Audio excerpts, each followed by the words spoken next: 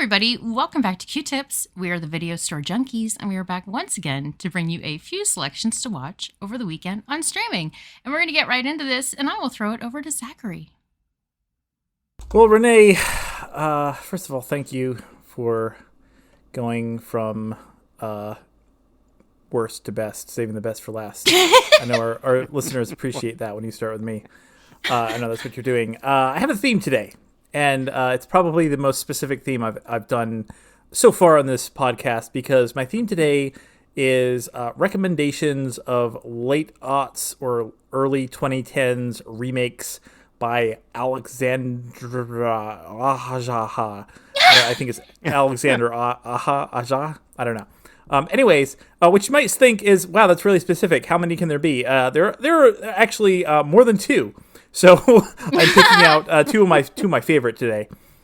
And the first pick is going to be a film that was actually playing in theaters way back in the day when I was working at a movie theater, and somehow I skipped it, didn't even watch it for free, didn't look great. And I just recently watched it for the first time. And it's not a great film. It's not a classic film, but it's got a bit of it's got a bit of atmosphere, and it kept me interested enough to watch it through all the way.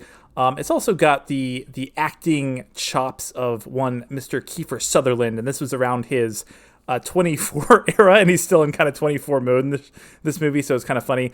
The name of the movie is Mirrors, and that is a 2008 film. I'm sure there are a lot of movies called Mirrors, but it's the horror movie Mirrors. I believe it's a remake of a Korean film, which I actually have not seen, so I can't comment on how much of a good remake it is. But it's about a security guard that has taken a job at a department store that burned down, and apparently there's some creepy mirrors in the store, and he starts seeing things, and then his family starts seeing things, and I don't want to give away too much, mostly because there's not really too much to give away. That's pretty much the entire plot. But like I said, it's creepy. It's a 2008 horror film, which maybe I'm showing my age, and I don't know, maybe I'm just being a crotchety old man. But like, it seems like the 2000s weren't great for horror. It seems like the 2000s were, I don't know, there were a lot of kind of generic duds in that first decade or so. But this one, like I said, it's not. I wouldn't say it's a classic, but it's got more atmosphere and more creepy vibes than a lot of films that came out around the same time. So once again, it's Mirrors. It's 2008's Mirrors, starring Jack Bauer himself, and it is playing on Max. And apparently DirecTV as well. So check it out. And speaking of things that were better in the 90s, no, I'm just kidding. I'll pass this over to Paul for his first recommendation. Why, thank you, Zach. I'll have to definitely add it to my list. I remember when it came out, and for some reason I missed it. So thank you. I will definitely add it to my list. Well, I've got a theme. I've got a theme this week, and it's Antifa. It's anti-fascist films. Well, at least they have some anti-fascist themes to it. And the first one is Porco Rosso on Max, or HBO. It used to be called HBO Max. And Porco Rosso is a Studio Ghibli film by Hayao Miyazaki, and it takes place in the 1930s in Italy. And Porco Rosso, the main character, is a World War I pilot who has been changed so he looks like a pig, because it means a red pig. And he goes up against fascists in fascist Italy, but there's adventures and there's sky pirates and there's battles, and one of the greatest lines of all time, which I don't know how it goes in Japanese, but you can watch it dubbed as well. Though I'm not sure if they have it if it's dubbed in Max, but the line is, "I'd rather be a pig than a fascist." Great film. It's actually a great kids film, but it's pretty complex in terms of like the relationships. It's really well done. I really like it. It's from 1992, and that's Porco Rosso on Max. And talking about people who like to fight fascists, I will pass this to Renee. Yeah. So I also have a theme, and it's one of my favorite themes, and it's sharks. Yay! That's right. So as everybody knows, the Meg 2 released earlier this month, and it's still in theaters. It's not out on streaming yet. But I thought that everybody could take a moment before they all go to watch the Meg 2 and go watch the Meg, which is available on HBO Max and Fubo and DirecTV. I meant to say Fubo. So there is a group that is doing some deep sea exploration, and they unfortunately uncovered a megalodon. And basically all hell breaks loose. I'm going to keep this very simple. It's really not a complicated premise, but it's just a pretty fun movie. It's got Jason Statham and Rainn Wilson, who was at the time, having a great run on The Office. Really a lot funnier than you would expect a giant shark movie to be. But I enjoyed it.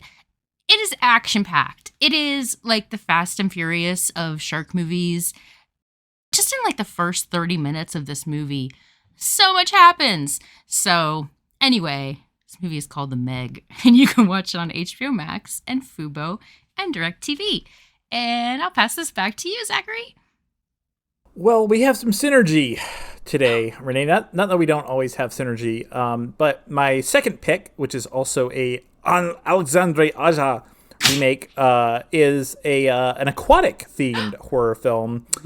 This one's one of those movies that I feel like for some reason it seems like a lot of people don't like this, and I don't understand why, because it's really, really stupid. And but that's like on purpose. He seems to know exactly what he was doing.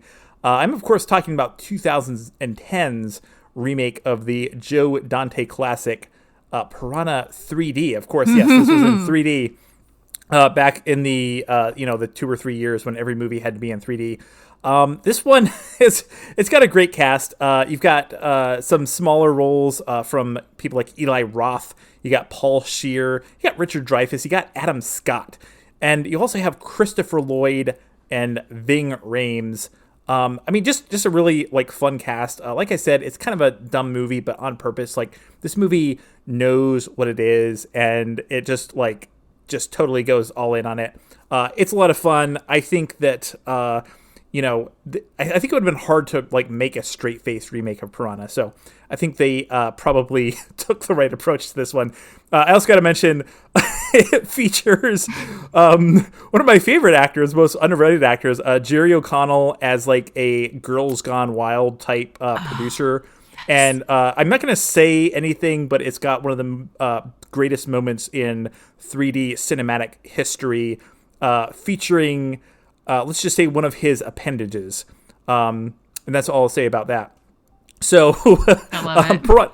Piranha 3D, by the way, there is a sequel, Piranha 3DD, which you'd say, oh, that sounds funny. It sounds like they obviously went even more into the goofball antics. It is not a good movie. Do not watch that movie. Just watch Piranha 3D on Cinemax or DirecTV. And speaking of floating appendages, I will pass this over to Paul for his next recommendation. Well, thanks, Zach. My second pick is actually two picks because it actually involves a film and essentially its remake. So, of course, my first film was had some anti-fascist themes, and this one does too. In 1959, playwright Eugene Ionescu wrote the absurdist play Rhinoceros, and it was the plot is basically everyone in his town is turning into a rhinoceros, and this one person doesn't want to. But really what it did is it explored the rise of fascism in pre-World War II Europe. But it's a comedy. And in 1974, it was filmed with Zero Mostel, Gene Wilder, and Karen Black. And that is currently playing on Canopy with a K. It's pretty good. It's a little stagey, but it's kind of neat, and it's kind of fun, and it's a weird little film. Years later, it was remade essentially and brought up into 2008.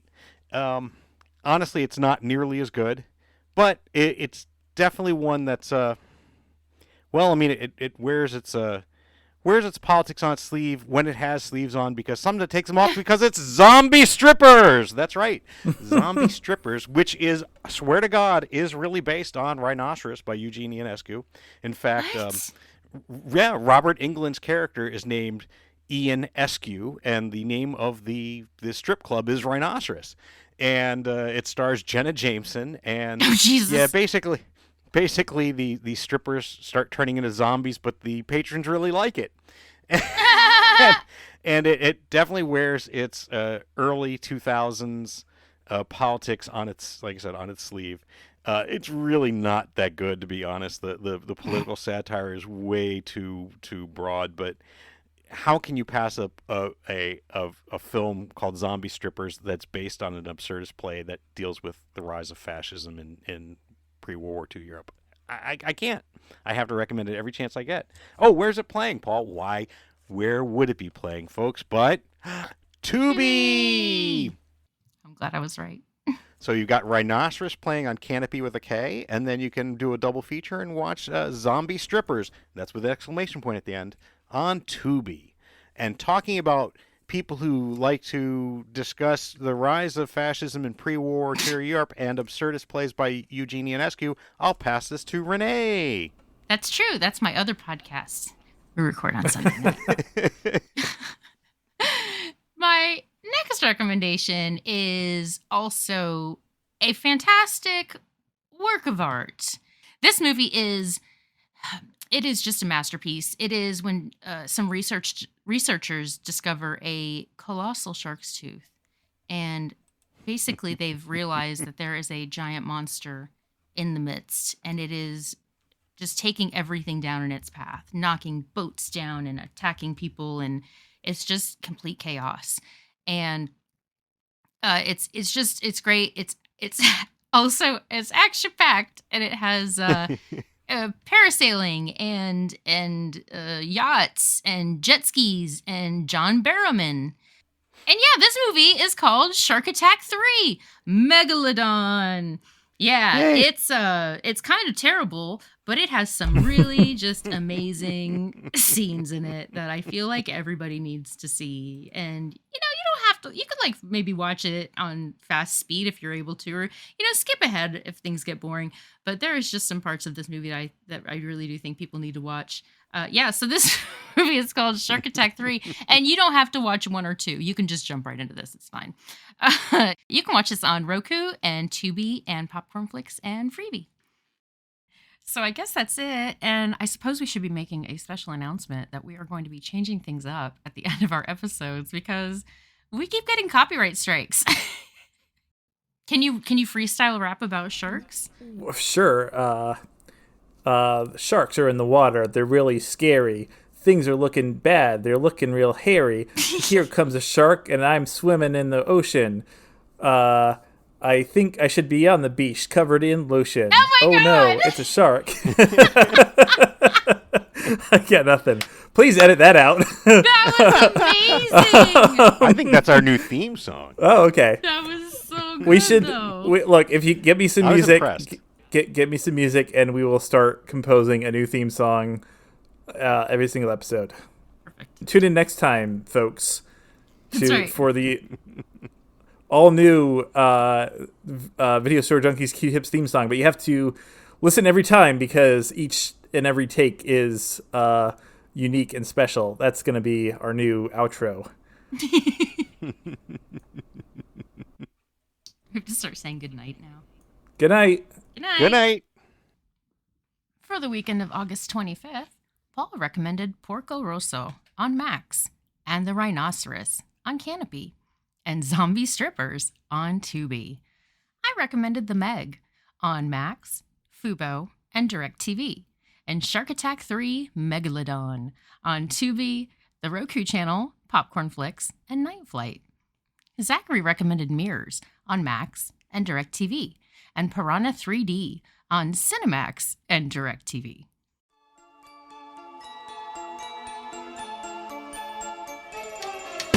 Sharks are in the water. They're really scary. Things are looking bad. They're looking real hairy.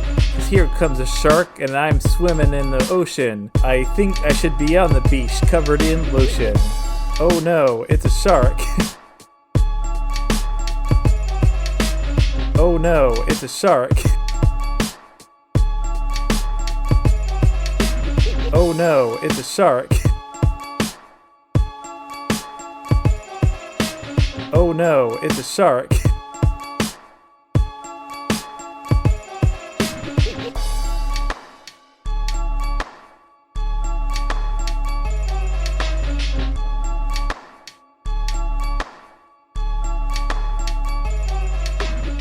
Oh no, it's a shark.